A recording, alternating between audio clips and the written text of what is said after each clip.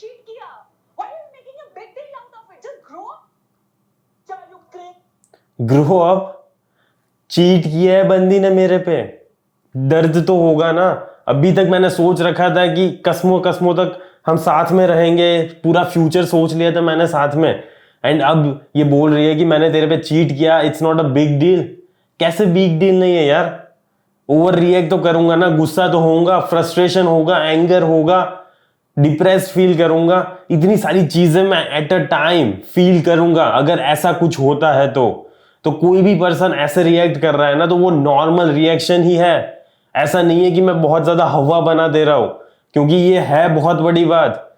तो हाँ, ये मैटर कर रहा है मेरे लिए, तो मुझे फर्क पड़ रहा है, एंड इसीलिए मुझे पेन फील हो रहा है, एंड इसीलिए मैं एंग्री हूं, एंड इसीलिए मुझे रीजन चाहिए कि क्यों।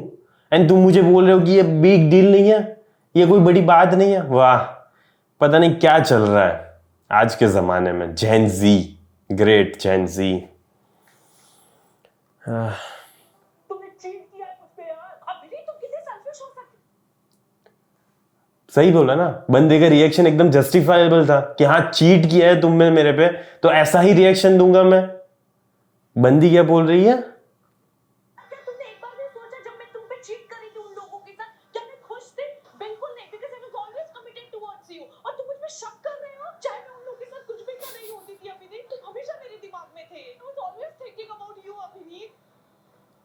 अरे बेटे, ये तो बहुत बड़ा नई चीज सुन रहा हूं यार मैं, कि मैं चीट कर रही थी उन लोगों के साथ, मल्टीपल पार्टनर्स।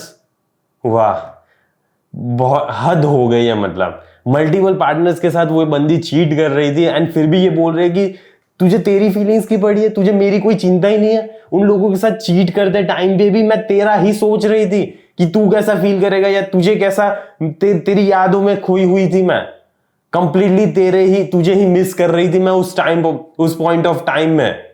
एंड मुझे बहुत खराब फील हो रहा था कि मैं तेरे साथ नहीं हूं अभी, पता नहीं क्यों, तू बाहर गया था, ऐसा कुछ भी रीजन हो सकता है।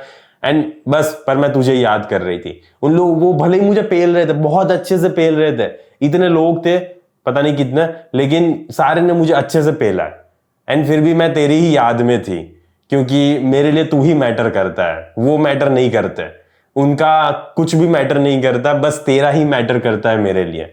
So wow, great. क्या इतना बुरा इंसान हूं मैं यार? मैंने अपनी गाय जैसी गर्लफ्रेंड पर शक किया यार। तुम सही कह रही हो दीक्षित। वाह, इतना बड़ा कैलकुलेशन करने के बाद बंदे को फाइनली रियलाइज हो गया कि हाँ, बोल तो सही रही है वो, गलती तो मेरी ही थी, मैंने ही ज्यादा ओवर रिएक्ट कर दिया। I'm sorry, मैंने कभी तुम्हारी खुशियों के बारे में सोचा ही नहीं। यार तुम उन लड़कों के साथ खुश नहीं थी। You were always thinking about me. अगली, आ जाओ, come on, give me a hug यार। I love you too. वाह, सही है ना, दोनों ने एक दूसरे को आई लव यू बोल दिया, खत्म हो गई बात। एंड बंदे को कोई फर्क नहीं पड़ता यार, उसे यही फील हो रहा है कि हाँ यार, अगर मैं इस पे चिल्ला रहा हूं, मैं उस पे एंगर शो करूंगा, तो इसमें मैं ही गलत हूं, क्योंकि इस बंदी की फीलिंग्स हर्ट हो रही है ना। क्या फर्क पड़ता है इसने मेरे पे चीट किया, तो ये उस पॉइंट ऑफ टाइम में सोच तो मेरे बारे में ही रही थी, तो हक बनता है उसका, चीट कर सकती है वो, कोई इश्यू नहीं है। जब तक वो मेरे बारे में सोच रही है, वो बंदा उसमें डाल रहा है, जो भी हरकतें कर रहा है, उस टाइम में भी अगर वो मेरे बारे में सोच सकती है ना, तो ये बंदी तो मेरे लिए ही बनी है, भगवान ने इसे मेरे लिए ही बनाया था। सो मे बी ऐसी थिंकिंग है इस बंदे की। पर पता है, तुम्हारी ऐसी थिंकिंग नहीं होनी चाहिए। चाहे कुछ भी हो जाए, तुम्हें वैसे ही रिएक्ट करना है जैसा बंदे ने स्टार्टिंग में रिएक्ट किया था, ठीक है? रीजन, जस्टिफिकेशन, एंगर होंगे, तुम फ्रस्ट्रेटेड फील करोगे कि क्या है, इतने टाइम से हम साथ में थे, एंड अभी आज मुझे ये दिन देखना पड़ रहा है, बस इसी के लिए हम दोनों साथ में थे, यही दिन देखना बचा था क्या मेरे को, और कुछ काम है ही नहीं मेरे को। इतनी सारी चीजें, क्योंकि बहुत दिक्कत आती है यार, जब तुमने उस बंदी के साथ अपना फ्यूचर देख लिया होता है, एंड सारी चीजें अच्छी अच्छी सोच रखी होती है, एंड तब जाके तुम्हें पता चलता है बाद में कि ये बंदी तो मेरे पे चीट कर रही थी, एंड इन लोगों के साथ। सो मे बी ये ऐसा दिखाना चाहता है कि जेन जी में, आज के कल्चर में ऐसा ही सिचुएशन है। ये दोनों तो एक्टिंग कर रहे हैं ऑब्वियसली, लेकिन ये कहीं ना कहीं से तो एक्ट किया होगा ना। मे बी इन लोगों ने देखा होगा कि हाँ, ये सारे लोग हैं ना आजकल, जो भी अभी मॉडर्न लोग हैं वो ऐसा ही करते हैं, एंड ये कंप्लीटली नॉर्मल हो गया है। तो इसे नॉर्मल नहीं रखना है तुम्हें, ये नॉर्मल हो गया ना तो खत्म हो जाएगा तुम्हारा फ्यूचर। तुम्हें पता ही नहीं चलेगा कि होने वाला बच्चा तुम्हारा है कि किसी और का। अब से तुम नहीं करोगी ना ये सब? बिल्कुल नहीं। गधा का क्या? वाह, सही में गधा ही है वो, रियली में। अगर बंदी एक बार तुम पे चीट कर सकती है एंड अभी जस्ट तुमने उसको पनिश भी नहीं किया, तुमने उसको बोला भी नहीं कि दूसरी बार होगा या नहीं होगा, एंड ये रही तुम्हारी पनिशमेंट, मैं तुम्हारे साथ अभी बोलूंगा नहीं या तो फिर रिलेशनशिप खत्म हो गई। एंड जब तक तुम मुझे प्रूव नहीं कर देती ना कि क्यों इस रिलेशनशिप को मुझे सेव करने की कोशिश करनी चाहिए, तब तक मैं कुछ भी नहीं करने वाला। ऐसे ही तुमने फ्री में फालतू में माफ कर दिया, बिना कोई सजा के, बिना कोई पनिशमेंट के, बिना कोई जस्टिफिकेशन के, बिना कोई रीजन के माफ कर दिया, एंड जस्ट बोल रहे हो कि अगली बार मत करना। एंड उसने हाँ बोल दिया। तुम्हें क्या लगता है वो सही में नहीं करेगी? सही में नहीं करेगी, रियली में। अगर वो बंदी एक बार कर सकती है तो दूसरी बार क्यों नहीं कर सकती? एंड अब तो उसे पता भी चल गया है कि कुछ पनिशमेंट नहीं मिलने वाली मुझे। ये बंदा है ना फिर भी मेरी घुसा रहेगा मेरी गांड में, तो फिर क्यों ही मैं दूसरी बार भी ना करूं। दूसरी बार भी क्या है, सॉरी बोल दूंगी, ऐसे ही बोल दूंगी कि मैं तुम्हारे बारे में सोच रही थी, वो पल ही मुझे इतनी बेरहमी से पेल रहे थे या तो इतना मजा ले रही थी मैं, लेकिन मैं सोच तो तुम्हारे बारे में ही रही थी, तुम्हारे उसकी ही मुझे याद आ रही थी। ऐसा वो बोल देगी एंड बस खत्म हो गया। ठीक है, अब लॉलीपॉप लेके तुम चूसते रहना पूरा दिन। ठीक है, तो ये सारी चीजें ना नॉर्मलाइज नहीं करनी है।